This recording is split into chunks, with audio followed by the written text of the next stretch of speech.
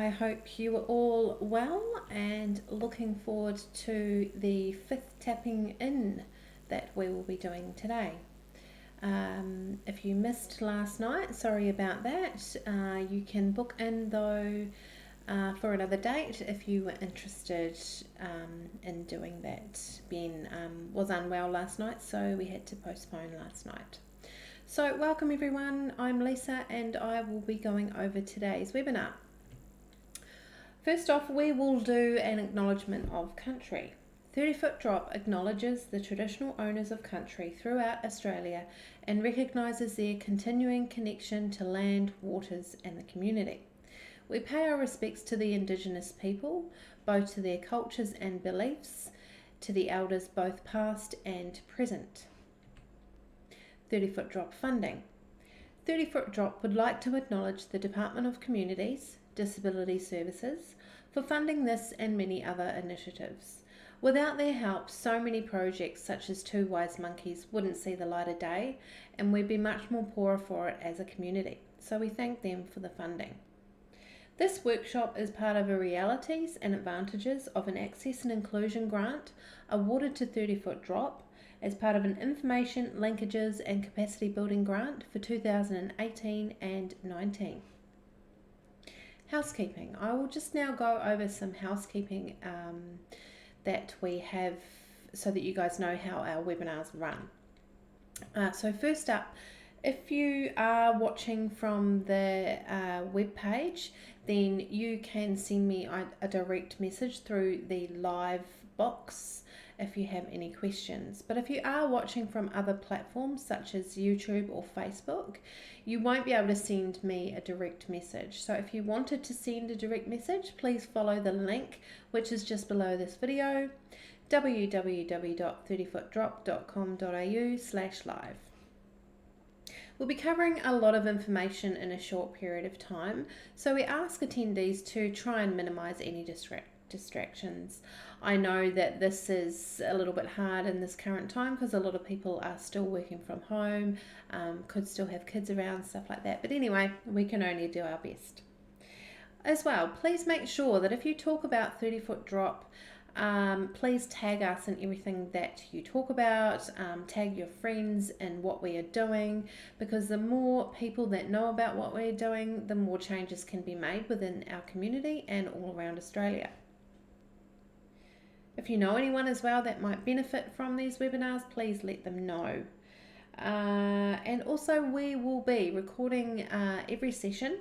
So if you did want to go back on today's session, then once I've hit the end button, you can rewind it and watch it again. All of the webinars are recorded and all of them are live. We will be referencing a lot of information today.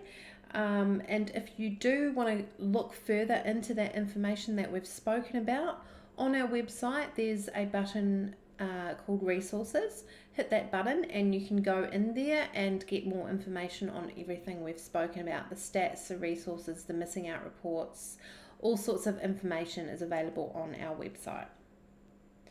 Right, so at the end we do have a short survey that we would be really grateful if you guys could fill that out. It's only about 5 or 6 questions. Jump onto the link below this video, hit survey 5 and fill out the questions and then you're done. The more feedback we can get from these webinars, the more we can make better changes for the future. Okay, so next, let me introduce myself. So I'm Lisa, as I said, and I am Hear No Evil. The other monkey is the director Ben. He is See No Evil.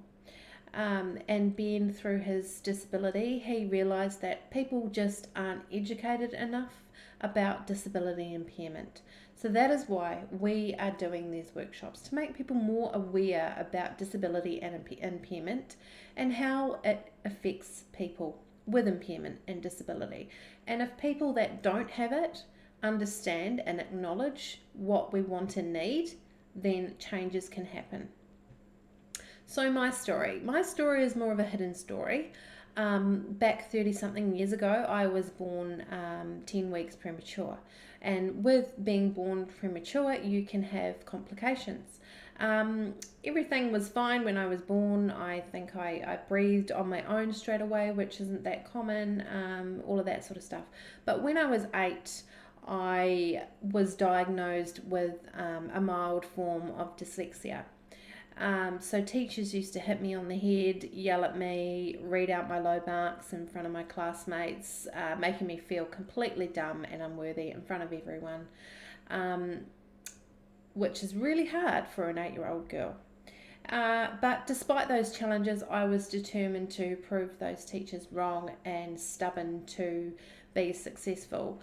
When I was 13, in college or high school, I realised that I was actually okay or good at something, which was art. So I ended up following that passion. And, it didn't matter that I wasn't an amazing mathematician or an amazing speller. There's so much pressure on kids, even still today, even more so today, to be the best at everything and to get high grades in maths and spelling and stuff. Okay, that is important. But if you're not doing so well at those subjects and, you're just not grasping it, then don't beat yourself up, because there are other things that you are going to be good at. And it's just a matter of finding those passions and following your dreams. With my art, I have gone all around the world. I have an arts diploma. I have a museum grade fine art diploma where I do picture framing and have organised exhibitions and marketing and catering for art galleries and stuff all around the world. So I've travelled and worked with my art diploma. So, feeling like I did at school that I was not worthy and dumb and stupid, it doesn't matter. You will have something that you're good at. Just find those strengths and believe in yourself. And it took me a long time to believe in myself, but you eventually do when you grow up and you realise that, having a learning disability is just one small part of your life. And most people that know me don't even know that I have it. So if they're watching now, they now know. But, you don't have to always talk about it and make it be known, but it does help if some people do know, because then they can understand you better. And if you are struggling or you know someone that is struggling, there's testing available out there, there's help available out there. You just have to try that little bit harder. And everyone does in certain ways with everything that we do in life. Some people aren't good at art. Some people aren't good at sport. So it's just a matter of finding that thing that you are good at and sticking to it. Right, enough waffling on from me. So, isn't there supposed to be 3 wise monkeys? We've got see no evil, we've got hear no evil. Where is speak no evil? You guys can take a guess today about who speak no evil may be. You guys. The aim of today's workshop is to turn you into that wise monkey. Speak no evil. You'll begin on a journey of realizing, impairment or not, we are all human and deserve to be acknowledged and treated in the same way as everyone else. Such an important message there, and that is what we want to get out there to people of the community that don't understand disability and impairment. There's no reason why someone with a disability or impairment or mental health condition should be treated any differently. We just need things done differently, or we understand in a different way. And if you did want to become that speak no evil, we do have these gorgeous t-shirts available on our website, and they're available in black and white from kids size 5 to adult 5XL. Now let's go through the outline and method of today's webinar. So how are we going to get you started on the path of a wise monkey? Well, there's a lot to learn about people with impairment and their potential impact on your business. First up, we're going to look at the most recent Australian research that you can understand, so that you can understand the size of the accessible market in WA, the accessible tourism market in WA. This is an exciting market to learn about, and it is especially exciting if you are watching today. This market has definitely been forgotten. So let's have a look at this lost market, and please ask yourself along the way if your business is meeting the needs of people with disability and impairment. After this, we'll be breaking down the segments to examine the characteristics and habits of it. And to finish up, we will do an open forum where people can ask questions. But please feel free, if you have any questions along the way, to ask anything you like. So, how do we cover this? What is our teaching method? The answer is always fun, open and honest discussions. If we can't be open and honest about disability and impairment, how it affects us, how we feel, then things aren't going to change. Don't bottle it up inside. Tell people, tell services or businesses how you feel or how it's affected you. If there's something they're doing wrong, let them know, because no one is going to know unless you tell them. And it's all about educating people. You'll notice that there is very little written content along the slides as we go.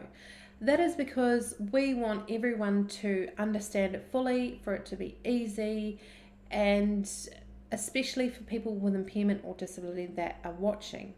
There's not complex information where you're trying to keep up or you're trying to figure out what's going on. It's easy to follow, it's nice bold colours, it's not complicated, and that's just how we want it. And if you do have a hearing impairment and you are watching and you're not hearing me too well, then if you jump over to our platform Facebook, you can turn the sound down and it will have subtitles automatically come out, which is a great thing that Facebook have done, and I'm pretty sure it's only been around in the last few weeks.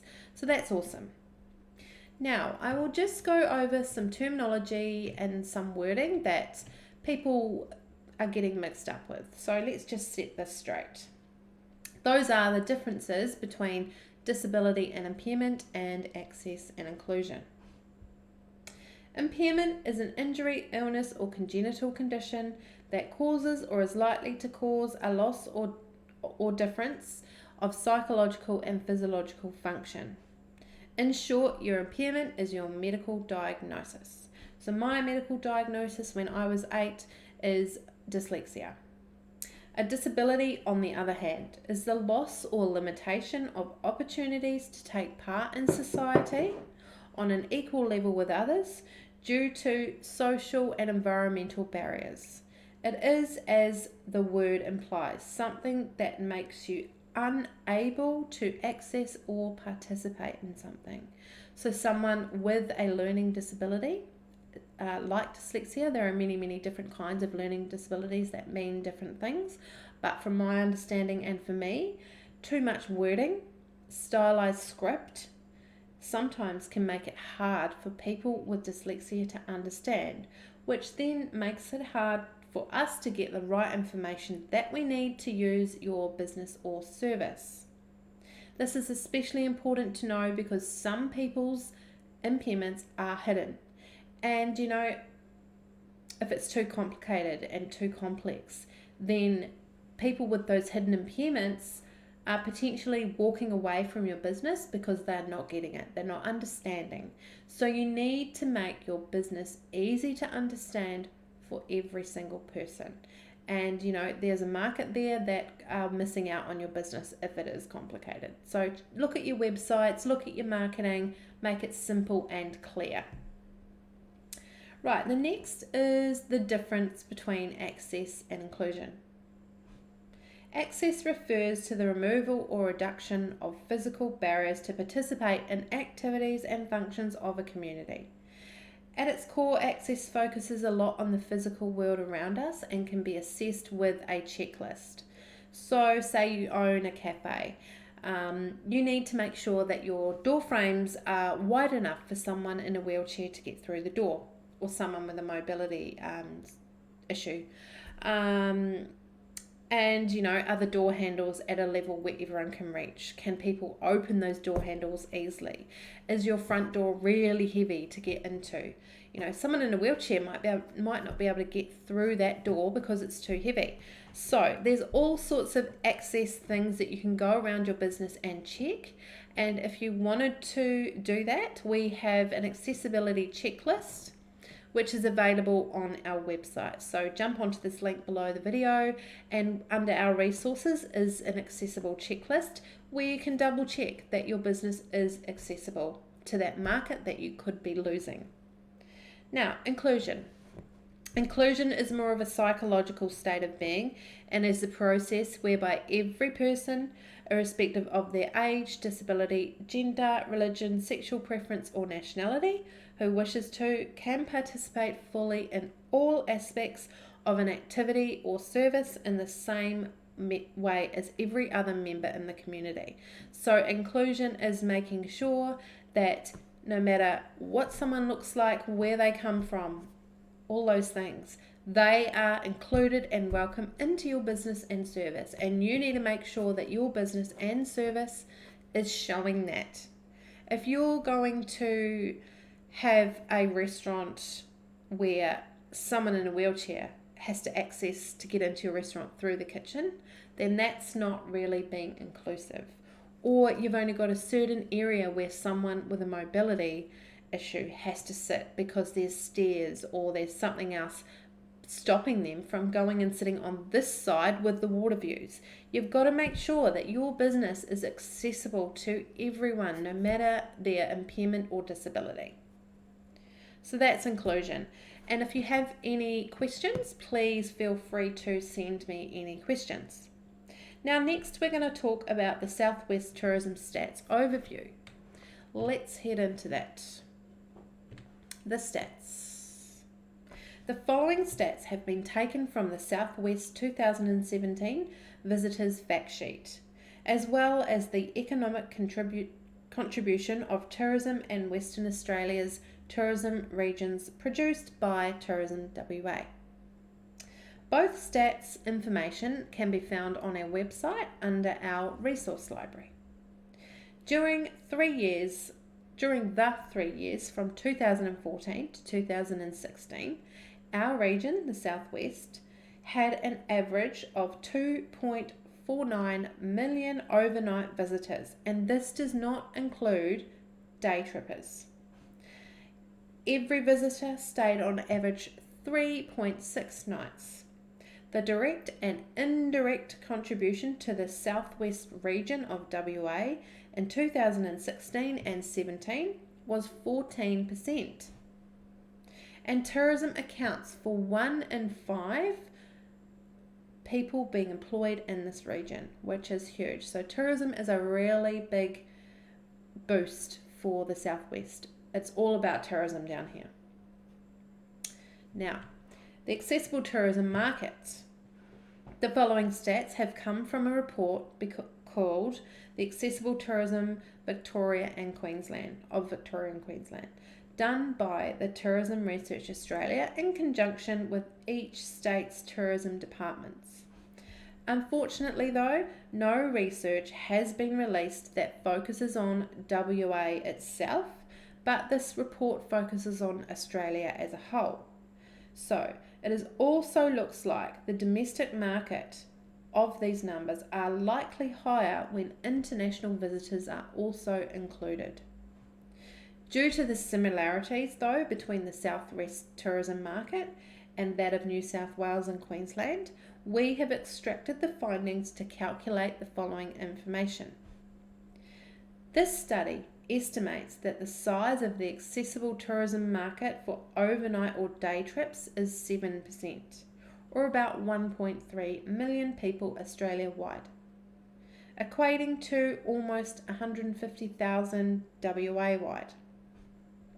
The thing is, with this 7%, most of us really holiday alone, with an average party size of 2.45 for overnight and 2.62 for day trips, bringing this figure now to 17%, or 390,000 of WA's population requiring accessible tourism experiences and services. A lot of people. So ask yourself, is your business accessible for that percentage of people? The estimated annual expenditure for this segment comes to an approximate $8 billion Australia-wide, which equates to 916 million WA-wide, and 163 million here in the southwest. Now that is a lot of potential business. So ask that question again, is your business accommodating that? Now let's head into the unserved market. This report noted that there is a segment of Australians with an impairment, including adults caring for a child with an impairment, who are not currently travelling, which is really sad, but they would like to travel with certain industry improvements on accommodation, transport and current technologies. In WA, this segment is estimated at 34,000 people, which is approximately 225 million WA-wide. This represents a large boost when you consider the current size is 163 million. Crazy numbers. So it's a large boost to our economy, which is waiting to be spent. And I know at the moment the tourism probably isn't doing the best because of the coronavirus, but now's time to make these changes. So when it boosts up again, you are accessible and you've tapped that unserved market and you've become more accessible and inclusive. Understanding the market. So we know that there is a market segment of people with impairment that can be tapped into by tourism and events businesses. Let's now have a look at their needs so that you can better understand them and how you can serve them. Although people with impairment generally have lower incomes than the average population as a whole, they should not be considered as low income. More than 1/4 of those who identified as having an impairment were in the top 2 income categories, which means they have a disposable income of $900 per week. In the Accessible Tourism Survey, they found that approximately 55% of the segment had a mobility issue. This includes people who use mobility devices and those who have difficulty moving more than a short distance. Of those in the segment that do not travel, 23% was because it was just too stressful, and the other 22% was because it was just too hard. Like most Australian people in this segment, people travel for leisure, but it was noted that visits to friends and relations is often preferred by people with disability and impairment because they know the layout of the accommodation, which helped in planning the trip, making it less stressful. So, if you want those people to come to your business and not always have to go to friends and relatives, which is nice, but sometimes we all want to change and we want to explore other things, and it's no different for someone with a disability and impairment. So if you own an Airbnb or a hotel or a motel or whatever, look at whether it is accessible, and have you got the information on your website and your frontline staff? Do they know about the accessibility things that you have within your business, so that if someone rings up that has a mobility issue, they can know straight away what the answer is. Yes, we have an accessible shower. Yes, we have an accessible swimming pool, accessible dining area, all those sorts of things. So people with disability and impairment can start coming in and using your business. Something to think about there. Okay, understanding the market part 2. Travellers with impairment share many characteristics with the broader population.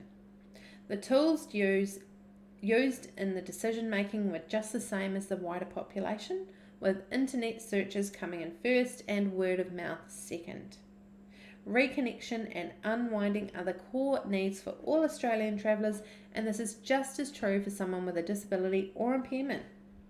Approximately, though, 40% of travellers with an impairment sought to meet those needs through either being more active, more emotionally or intellectually stimulating experiences. So that stat just highlights to us that we all just want and need the same thing, which is to feel included and welcomed into your business. So, although travellers with an impairment did slightly fewer activities, many of the experiences they participated in matched those of the broader population, doing things like everyone else, eating out, visits to the beach, visiting nature, and cultural experiences. All the same, they just need different things to be able to do that, and we need to meet those needs. Overall, they tended to stay in the same types of accommodation and visit the same destinations as the broader population. And those visitors of that percentage are only, those visitors, out of those visitors, only 14% are an older generation or over 65. So that's only 14%. So it just shows that there's a percentage of people under 65 that have a disability or impairment that are needing your business and services to make small changes so they can come and visit you. So a lot of people out there are needing your business. It's not just the older population. There are many families and people who I'm sure would love to come and visit your business.